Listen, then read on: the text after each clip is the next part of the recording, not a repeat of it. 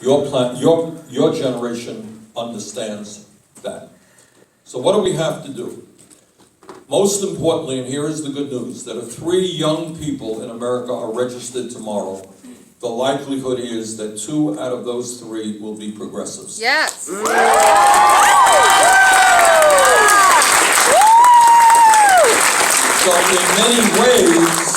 in many ways, the future is with us. Our ideas are the ideas of young people in this country. That is the very good news. But you know what the bad news is? Bad news is young people do not vote in anywhere near the numbers they should be voting. Now, here's the good news again. In 2018, you and I and many others made real progress, and the voter turnout for younger people was the highest in 70 years.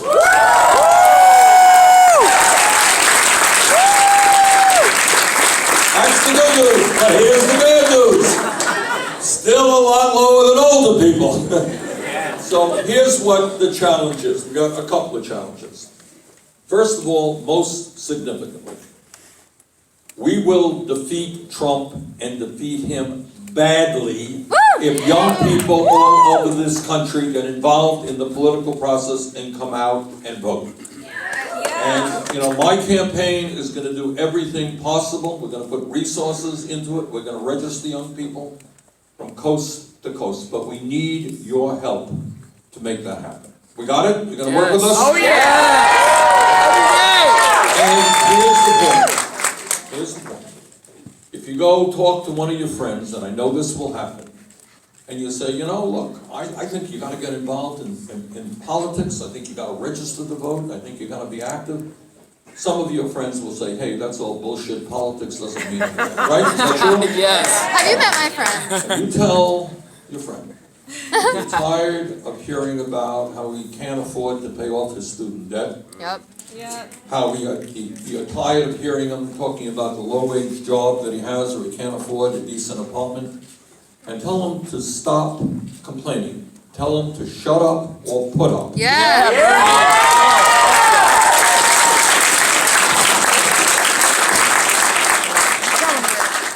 This is an historical moment with the most dangerous president in the history of this country in office. And our job is to get rid of him. All right? And make sure that this guy is never reelected. Now, we do that in 2 ways. Number one, we are aggressive in registering people and getting them to the polls. Our campaign right now has over 1 million volunteers. Yeah. And we are going to run an unprecedented grassroots campaign.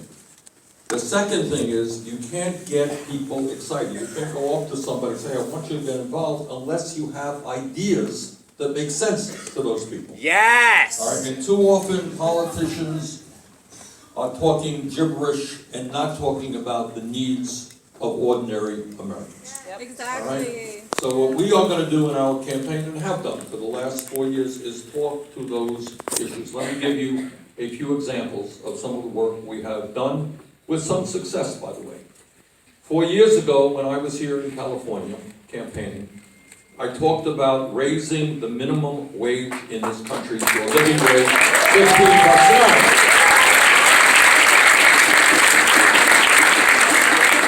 And 4 years ago, when I talked about more than doubling the federal minimum wage, which is $7.25 an hour, people said that I was crazy, that those ideas were too radical, too extreme. Well, guess what's happened in 4 years? 7 states in this country, including California, have raised the minimum wage to $15 an hour.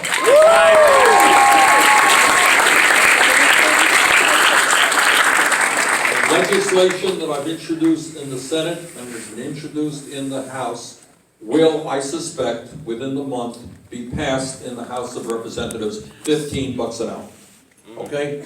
Furthermore, what we believe is that women deserve equal pay for equal work.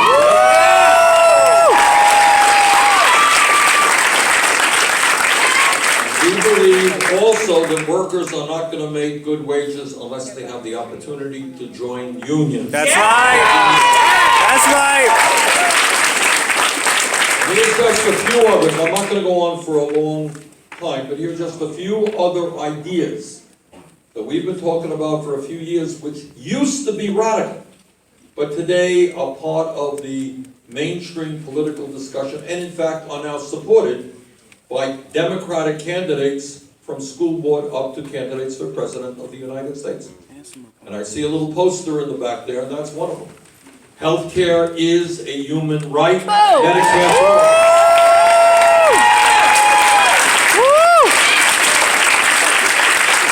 Now, 4 years ago, that seemed like a radical idea. Ain't a radical idea today. Last poll I saw had 70% of the American people supporting Medicare for all. I want you all to know, in fact, let me ask you a question. See if you do know. How many major countries are there on earth that do not guarantee health care to all Zero. people? Just one. Just one. You're limited. So you have to ask yourself why 34 million people are uninsured completely, and many of your families are underinsured with high deductibles and co-payments, right? Yes. All right. So what we have got to do, change, I know you're all very bright young people, and you know this. Change does not come easily. It's not wishing something to happen, you gotta fight for it. That is the history of the union movement, the history of the civil rights movement, the history of the gay rights movement, the history of the women's movement. None of the changes that you enjoy were ever given to anybody.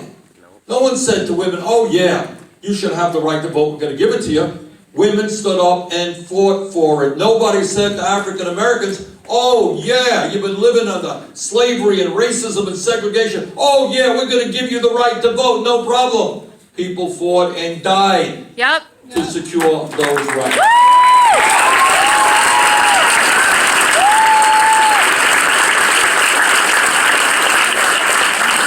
Nobody gives you nothing. Freedom has got to be struggled for, and it has got to be won. So when we talk about Medicare for all, it's not just, oh, isn't it a great idea, everybody should have health care. You gotta have the guts to take on the insurance companies and the pharmaceutical industry.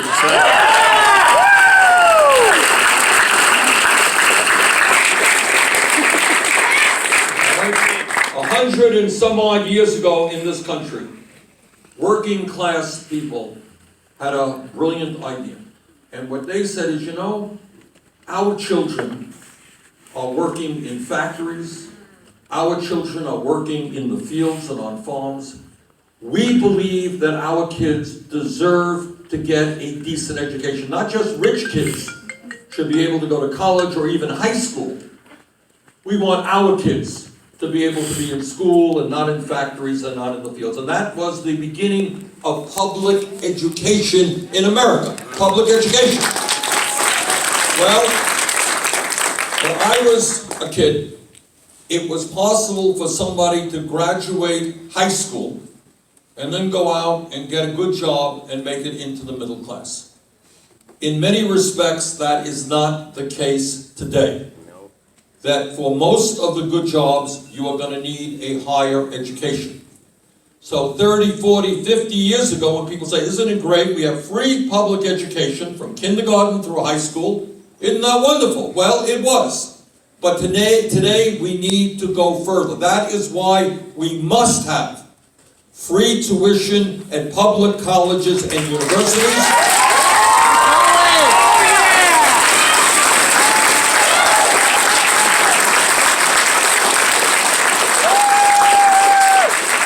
So that every, not only young person, not only young people, but every person in this country who needs more education should be able to do that regardless of his or her income, okay? Furthermore, because of our absurd educational system today, we are in a situation where millions of people have left school deeply in debt. Huge student debt. You go to graduate school, we're talking $200,000, $300,000, $400,000 in debt. College, $50,000, $100,000 in debt. Now, some of you know that 10 years ago, the United States Congress, to the tune of $1 trillion and actually more, bailed out the crooks on Wall Street who destroyed the entire economy. Well, if the taxpayers could bail out Wall Street, we sure as hell can make public colleges and universities tuition free and substantially reduce student debt. That's right.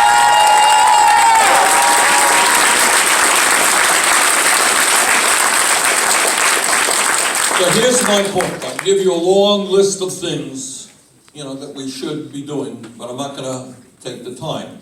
But what I will tell you is that in each and every instance, we need to be organized, we need to stand up, and we need to fight and take on very, very powerful special interest. Okay? The 1% has an enormous amount of wealth and power, but at the end of the day, they are just 1%. We are the 99%.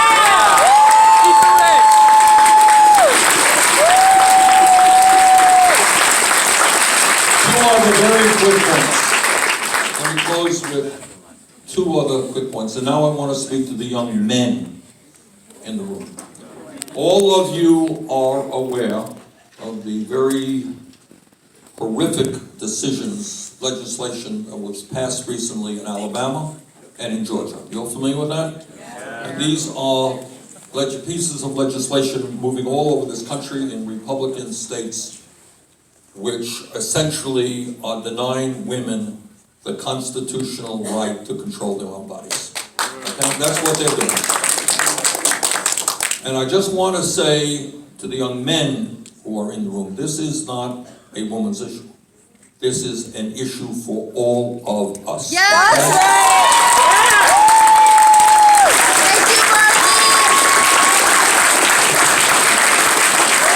In this time of need, the men of this country have got to stand with the women. That's right.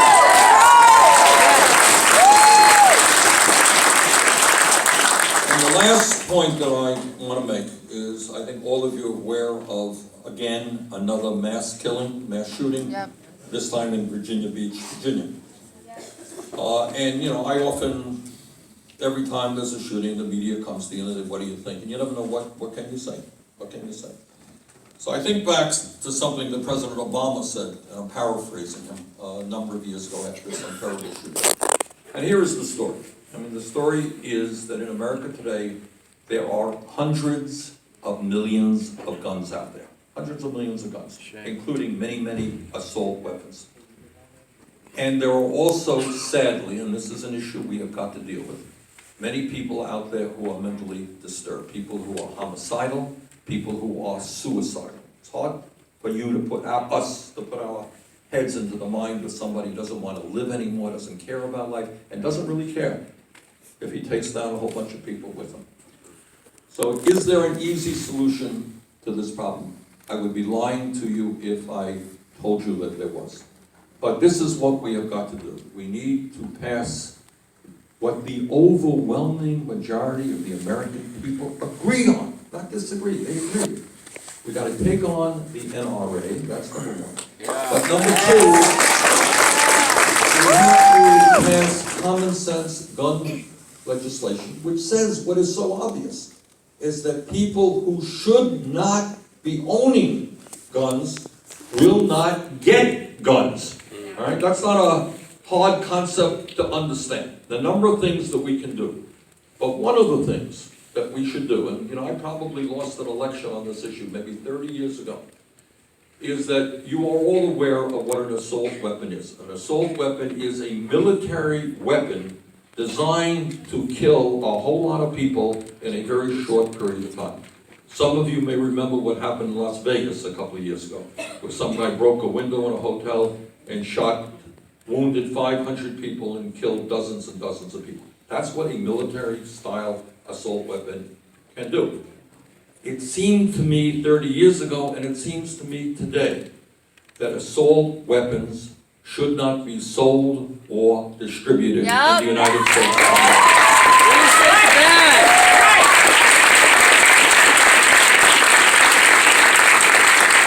So let me just conclude by repeating what I began, and I don't want to get you all nervous, but the truth is the future of this country rests on your shoulders. Yep. And you are a great generation of young people. But you have to go out and mobilize your classmates, your friends, your coworkers. And if you do that, I have not the slightest doubt that A, we will defeat Donald Trump, and B, together we will be able to transform this country and create an economy and a government that works for all of us, not just the 1%. Thank you all very much. Not me, us. Not me, us. Not me, us. Not me, us.